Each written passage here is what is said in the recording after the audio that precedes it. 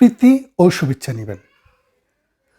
আজকে যে বিষয়টি নিয়ে কথা বলবো সেই বিষয়টি আপনারা অনেকেই শুনেছেন এবং এটা নিয়ে আপনারা খুব উৎকণ্ঠার মধ্যে আছেন। এবং বাংলাদেশের রাজনীতি আজকে যে টালমাটাল, সেই টালমাটাল অবস্থায় বেগম খালেদা জিয়ার মতো একজন সাবেক প্রধানমন্ত্রীর জীবন মৃত্যুর সন্ধিক্ষণ। কেউ বলছেন উনি নেই, কেউ বলছেন উনি আছেন, কেউ বলছেন ভেন্টিলেশনে আছেন।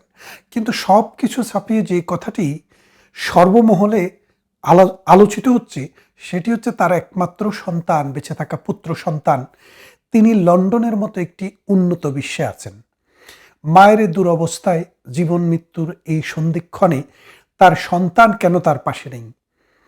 এখন এই বিষয়টি আপনাদেরকে আমি আলোচনা করতে চাই যে আসলে বাংলাদেশের একজন নাগরিক যদি ব্রিটেনে কোনো রাজনৈতিক আশ্রয় প্রার্থনা করে, তাহলে এতদিন পর তার স্ট্যাটাসটা এখানে কি থাকা যেতে পারে এবং তারেক রহমানের স্ট্যাটাসটা এখানে কি আছে, তিনি কেন দেশে যাচ্ছেন না বা যেতে পারছেন না বা যেতে চাচ্ছেন না, এই বিষয়গুলো নিয়েই কিন্তু কথাটা মূলত হচ্ছে। আপনি দেখেন তারেক রহমান 2006 বা 7 সালে সম্ভবত 7-এই এদেশে আসেন। আসার পর তিনি এদেশে রাজনৈতিক আশ্রয় প্রার্থনা করেন। রাজনৈতিক আশ্রয় হচ্ছে ব্রিটেনের একটা আইনগত বিষয়। 1951 সালে একটা কনভেনশন হয়েছিল যেটাকে বলে রিফিউজি কনভেনশন। কেউ রাজনৈতিক মত পার্থক্যের কারণে, কারো ধর্মীয় পরিচয়ের কারণে, কারো বিশেষ কোনো মত প্রকাশের কারণে, অথবা সেক্সুয়াল ওরিয়েন্টেশনের কারণে, অথবা কোনো ক্ষুদ্র নৃগোষ্ঠী জাতিগোষ্ঠী হওয়ার কারণে রাষ্ট্র কর্তৃক অথবা সমাজের শক্তিশালী কোনো গ্রুপ কর্তৃক যদি তারা জীবনের আশঙ্কা বোধ করেন নিজের দেশে, এবং সেই কারণে যদি তিনি ইউনাইটেড কিংডমে কোনো রাজনৈতিক আশ্রয় প্রার্থনা করেন, সেই প্রার্থনা করলে সরকার তার প্রার্থনাটি মঞ্জুর করতে পারে অথবা রিফিউজ করতে পারে। তো তারেক রহমানের ক্ষেত্রে সেটি মঞ্জুর করা হয়েছে। তো মঞ্জুর করা হলে সাধারণত যদি কারো অ্যাসাইলাম অর্থাৎ রাজনৈতিক আশ্রয় প্রার্থী অর্থাৎ আশ্রয় প্রার্থনা যদি মঞ্জুর করা হয়, তাহলে তাকে 5 বছরের জন্য একটি ভিসা দেওয়া হয়। এই ভিসাটির স্ট্যাটাস হলো ইউনাইটেড কিংডমে একজন ব্রিটিশ নাগরিক যেই রকমের সুযোগ সুবিধা গ্রহণ করতে পারে, যেই রকমের স্ট্যাটাস পায়, ঠিক ওই রকমের স্ট্যাটাসে একজন আশ্রয়প্রার্থী পেয়ে থাকেন। তারপরে এই 5 বছরের জন্য তাকে যে ভিসাটি দেওয়া হয়, সেই ভিসাটির জন্য কোনো টাকাও দিতে হয় না। এই ভিসার 5 বছর মেয়াদে শুধু তিনি পান না, তার যদি 18 বছরের নিচে কোনো সন্তানাদি থাকে অথবা স্ত্রী পুত্র থাকে, তাদেরকেও নিয়ে আসতে পারেন। এখানে থাকলেও তারা অ্যাপ্লিকেশন করতে পারে, আর যদি দেশের বাইরে থাকে তারাও বিনা পয়সায় এসে জয়েন করতে পারে। যদিও সাম্প্রতিক এই আইনটি পরিবর্তিত হয়ে এখন ফ্যামিলি আনতে একটু অন্য ধরনের আইন ফলো করতে হয়, আপাতত ফ্যামিলির কথা বাদ দেন। তো তারেক সাহেব যখন 2008 সালে রাজনৈতিক আশ্রয় পান, তখন থেকে নিয়ম হচ্ছে 5 বছর আপনাকে রাজনৈতিক আশ্রয় প্রার্থনা করার পরে 5 বছরের জন্য ভিসাটা দেওয়া হয়। এই 5 বছরের ভিতরে আপনি একটি অ্যাপ্লিকেশন করে একটি ট্রাভেল কার্ড পেতে পারেন। এটাকে বলে travel card, travel document, British travel document as a refugee. ওই ট্রাভেল ডকুমেন্টটার ভ্যালু হচ্ছে আপনি পৃথিবীর যত দেশে ব্রিটিশরা যেতে পারে আপনিও পারবেন। কিছু কিছু দেশ ভিসা নিয়ে যেতে হয়, আর বাকি অনেক দেশ আছে ভিসা ছাড়াও যাওয়া যায়। এই ট্রাভেল ডকুমেন্টে একটি কথা স্পষ্টভাবে লেখা থাকে, এই 5 বছরের মধ্যে অর্থাৎ যে 5 বছরের জন্য আপনাকে ভিসা দেওয়া হয়েছে, এই 5 বছরে আপনি পৃথিবীর সব দেশে যেতে পারলেও যেই দেশে আপনার বিপদ বলে আপনি রাজনৈতিক আশ্রয় পেয়েছেন অর্থাৎ নিজের দেশ, সেই দেশে যেতে পারবেন না। 5 বছর পর আপনি চাইলে ইনডিফিনিট লিভ টু রিমেইনের অ্যাপ্লিকেশন করতে পারেন, অর্থাৎ আপনাকে সারা জীবনের জন্য ভিসা দিয়ে দেবে। এই ইনডিফিনিট লিভ টু রিমেইন পাওয়ার 1 বছরের মধ্যে আপনি চাইলে এই দেশের ব্রিটিশ পাসপোর্টের জন্য অ্যাপ্লিকেশন করতে পারবেন। সেই ব্রিটিশ পাসপোর্ট যদি আপনাকে দিয়ে দেয়, তাহলে তো আপনি নিজের দেশেও যেতে পারবেন, অন্য দেশেও যেতে পারবেন অ্যাজ এ ব্রিটিশ। তখন আর আপনি ওই দেশের নাগরিকের মতো কোনো সমস্যায় নেই, কারণ আপনি তখন ব্রিটিশ সিটিজেন। তো এখন এই রকম অবস্থায় এই যে 5 বছর পরে ব্রিটিশ হয়ে যাওয়া, এই 5 বছর হওয়ার আগ পর্যন্ত আপনার যে বাংলাদেশি পাসপোর্টটি সেটি কিন্তু ব্রিটেনের সরকারের কাছে থাকে। অর্থাৎ আপনি যখন ক্লেমটা করেন, অ্যাপ্লিকেশন করেন অ্যাসাইলামের, তখনই আপনার নিজের পাসপোর্টটি সারেন্ডার করতে হয়।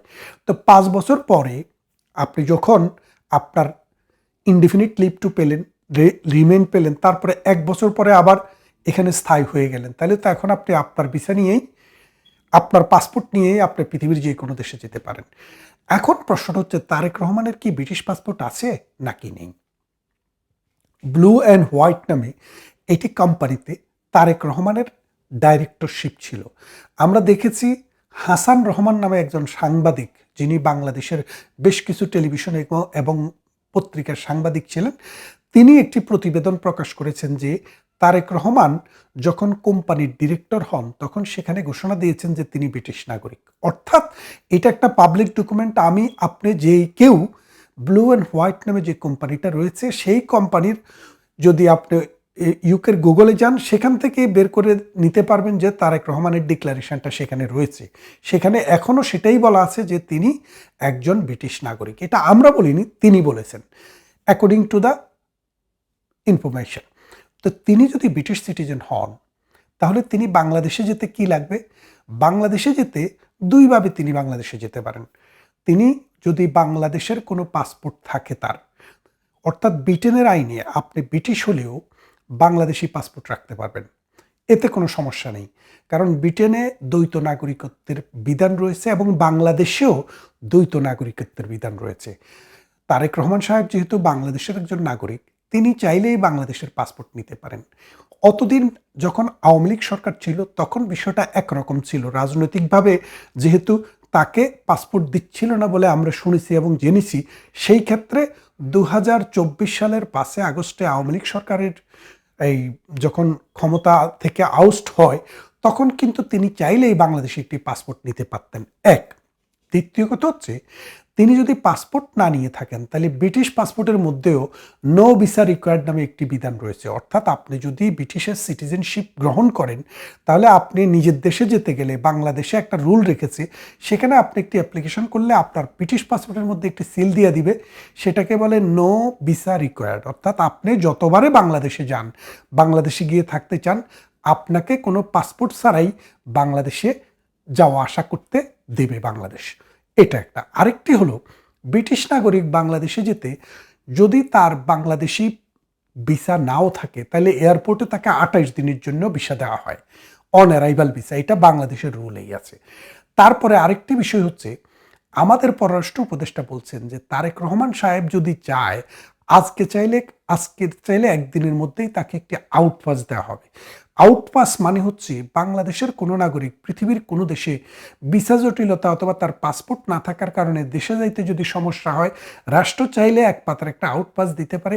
এই পাস দিয়ে এই দেশ থেকে তিনি শুধু বাংলাদেশে যাবেন, এটা দিয়ে আবার ফেরত আসতে পারবেন না, শুধু যেতে পারবেন। এখন প্রশ্নটা হচ্ছে, তারেক রহমান এই দেশে আছেন, বাংলাদেশের পাসপোর্টও নেই, ব্রিটিশ পাসপোর্টও কি নেই? আমরা বিশ্বাস করি তার ব্রিটিশ পাসপোর্ট রয়েছে, কিন্তু ব্রিটিশ পাসপোর্ট দিয়ে তিনি দেশে যাবেন না।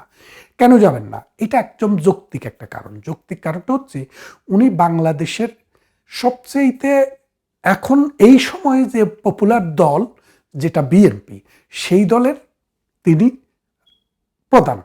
কারণ খালেদা জিয়া যদিও প্রধান, ডিফ্যাক্টো তিনি কিন্তু অসুস্থ হওয়ার কারণে কাজ করতে পারছেন না। তারেক রহমানই কিন্তু এই কাজগুলো চালাচ্ছেন। দ্বিতীয়ত, বিএনপি ঘোষণাই দিয়েছে যদি বিএনপি ক্ষমতায় আসে তাহলে তারেক রহমান হবেন বাংলাদেশের প্রধানমন্ত্রী। তাহলে বাংলাদেশের আইনে বলেছে কোনো প্রধানমন্ত্রী বা সাধারণ এমপিও নির্বাচনে দাঁড়াতে পারবেন না যদি তিনি কোনো ভিন্ন দেশের নাগরিক হন। এখন তারেক রহমান এয়ারপোর্ট দিয়ে যদি ঢাকায় যান তাহলে আপনারা দেখবেন, সবাই দেখবে, ব্রিটিশরা দেখবে যে তিনি আসলে একজন বিদেশি নাগরিক হিসেবে ব্রিটিশ পাসপোর্ট নিয়ে গেছেন। তাহলে তার রাজনীতির জন্য এটা বড়ই একটা সমস্যা, জটিলতা। কারণ এই নাগরিকত্ব সারেন্ডার করার একটা প্রসেস আছে, সেই প্রসেস হতে হতে নির্বাচনের ট্রেন হয়তো চলে যাবে।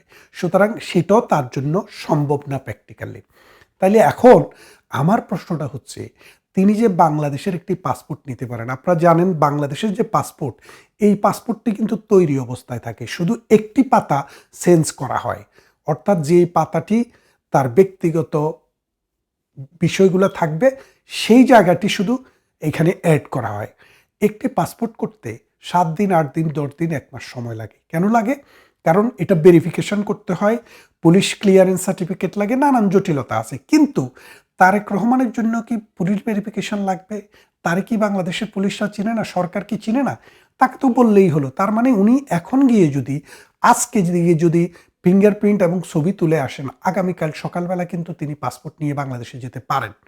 তো সেটা কি তিনি করবেন? সেটা করতে গেলে আরেকটি ইস্যু আছে যে তিনি যদি আবার এদেশে ফিরে আসতে চান, সেই ক্ষেত্রে তার ব্রিটিশ পাসপোর্টটি সারেন্ডার করে রিনাউন্সিয়েশন বলে এটা করে তাকে কিন্তু একটি indefinite leave to remain sticker বা ইনডিফিনিট লিভ টু রিমেইনের আবেদন করে সেটা তাকে নিতে হবে। এখন তিনি একজন বড় রাজনীতিবিদ, তার রাজনৈতিক উপদেষ্টা আছে, আইন উপদেষ্টা আছে, তারা কি উপদেশ দিয়েছেন বা কি পরামর্শ দিয়েছেন আমরা জানি না।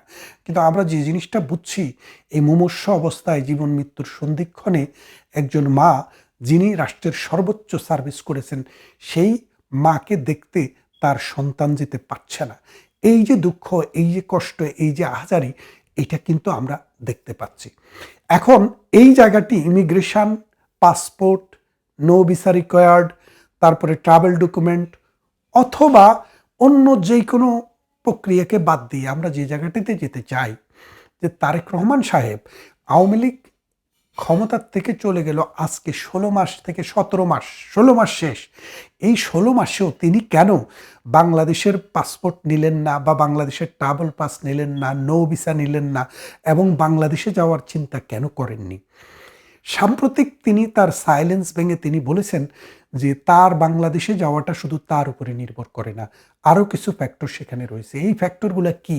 অন্য আরেকটি শক্তি রয়েছে, সেটি কি আওয়ামী লীগ? না, আওয়ামী লীগ না, কারণ আওয়ামী লীগ এখন ক্ষমতাতেই নেই, তারাই এখন দেশে নেই। এটা কি তাহলে জামাত? সেটাও আমরা জানি না। এটা কি আমেরিকা, নাকি এটা ইউনূস সরকার, নাকি ভারত সরকার, নাকি বাংলাদেশের আর্মি? আমরা জানি না। কিন্তু একটা জিনিস আমরা বুঝতে চেষ্টা করেছি এবং আমরা অনুসন্ধান করার চেষ্টা করেছি যে উনার কাছে যে জিনিসটা মনে হচ্ছে সেটা হচ্ছে যে আপনি যদি দেখেন ইউনূস সরকার ক্ষমতায় আসা থেকে আজকে পর্যন্ত যে সময়, এই সময়ের ভিতরে প্রতিদিন বিএনপিকে জনপ্রিয়তা কমের দিকে নিয়ে যাচ্ছে আর জামাতকে জনপ্রিয়তা উপরের দিকে নিয়ে যাওয়া হচ্ছে। আওয়ামী লীগের কার্যক্রম নিষিদ্ধ করে এবং ছাত্রলীগকে নিষিদ্ধ করে মাঠটা খোলা করে দেওয়া হয়েছে আওয়ামী লীগের জন্য, মানে জামাতের জন্য, এবং জামাত সেখানে চাষবাস করছে। এর ফলে প্রতিদিন বিএনপি জামাতের সাথে তার দূরত্বটা কমে আসছে। সর্বশেষ যে জরিপটি হলো, সেই জরিপে দেখা গেল বিএনপি 19% আর জামাতে ইসলামী 17%, আর জামাতের খালতো ভাই ইসলামী ঐক্যজোট তারা 4%। এখন দুই খালতো ভাই মিলে 17 আছে 21, আর বিএনপির কিন্তু রইল মাত্র 19। তার মানে হচ্ছে জামাতে ইসলামী আর ঐক্যজোট, এই দুইটা দলের সম্মিলিত ভোট বিএনপির ভোটের চাইতে 1% বেশি। আবার এই জামাতে ইসলামের বি টিম বলে আমরা যাদেরকে চিনতাম, ছাত্র সমন্বয়ক, এনসিপি, নাগরিক কমিটি, তাদেরও 4% ভোট। তাহলে এখন তারা 25% হয়ে যাচ্ছে। তাহলে হিসেব করে দেখেন যে প্রতিদিন যেভাবে ডক্টর ইউনূসের মেটিকুলাস ডিজাইনের অংশ হিসেবে জামাতকে তুলে আনার যে প্রকল্প চলছে, এই প্রকল্পের অংশ হিসেবে এবং পাকিস্তানের সেনাবাহিনী, নৌবাহিনী, বিমান বাহিনী এবং এই পাকিস্তানের যে মৌলবাদী গোষ্ঠী এবং তাদের যে জঙ্গি গোষ্ঠী, এরা যেভাবে লস্করে তৈয়বা বা জৈশে মোহাম্মদীরা প্রতিদিন বাংলাদেশে আসছে, এর ফলে আমরা যদি জিয়াউর রহমানের দল বিএনপির খালেদা জিয়ার সময়কে দেখি, তখন কিন্তু পাকিস্তানিদেরকে এইভাবে বাংলাদেশে এন্ট্রেন্স দেওয়া হয় নাই। তার মানে হচ্ছে এখানে এই একটা বিশেষ গোষ্ঠী এই ডক্টর ইউনূসের সাথে মেকানিজম করে জামাতকে সামনের দিকে এনে বিএনপিকে একটা সাপ্রেস করার চেষ্টা চলছে, এবং এর সাথে আমেরিকার অতীত ইতিহাসও রয়েছে। সেই কারণে তারেক রহমান সেফ ফিল করছেন না যে তিনি যদি ফিরে দেশে যান তাহলে তার জীবনের নিরাপত্তা আছে কিনা, তিনি বেঁচে থাকবেন কিনা, বেঁচে থাকলেও তাকে নির্বাচিত হতে দিবে কিনা। যদি নির্বাচিত হতে না দেয় তাহলে তাকে নানান ধরনের মামলা দিয়ে ওই দলকে, ওই যারা ক্ষমতায় আসবে তাদেরকে সাপোর্ট করতে বাধ্য করা হবে। এইরকম একটা অবস্থা থেকেই আমরা বিশ্বাস করি তারেক রহমান দেশে যেতে পারছেন না। এক, দ্বিতীয়ত আরেকটি বিষয় হচ্ছে, আপনারা যদি খেয়াল করে দেখেন যে আজকের দুনিয়াতে গণতন্ত্রের যে মডেল, এই মডেলে কি বাংলাদেশ আছে? বাংলাদেশের সবচাইতে বড় দল আওয়ামী লীগ। কারণ সাম্প্রতিক যে তারা আইআরআই গবেষণা করে যে রেজাল্ট দিল, সেখানে দেখা গেল আওয়ামী লীগের পক্ষে মানে ভোট আমরা এদেরকে দেব না, জামাতকে, বিএনপিকে, এনসিপিকে দেব না, তাহলে তারা কারা? এবং বলছে আওয়ামী লীগকে দেব, নাম লিখে দিয়েছে। তাদের ওখানে মানে আওয়ামী লীগকে চুজ করার কোনো জায়গা নেই, নাম লিখে দিয়েছে, এরকম লোক আছে 8%।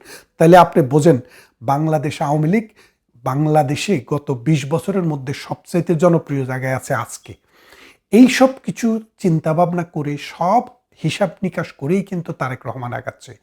তবু আমি বলবো তারেক রহমানের মা যদি এই বাংলাদেশে আজকে একজন ডাক্তার গিয়েছেন আমরা জানি, সেই ডাক্তার যদি বলে যে না, উনাকে আর দেশের বাইরে নেওয়া সম্ভব না, সেই ক্ষেত্রে তারেক রহমান ঢাকায় যাবেন, এয়ারপোর্ট থেকে তাকে সামরিক বাহিনীর একটি হেলিকপ্টারে করে নিয়ে যাওয়া হবে এবার কেয়ার হসপিটালে। তারপর তিনি গৃহে যাবেন, তিনি পাবলিক মিটিংয়ে আপাতত আসবেন না, একটু পর্যন্ত আমাদের কাছে ইনফরমেশন আছে। কথা হবে অন্য কোনো ভিডিওতে। ভালো থাকবেন ততক্ষণ।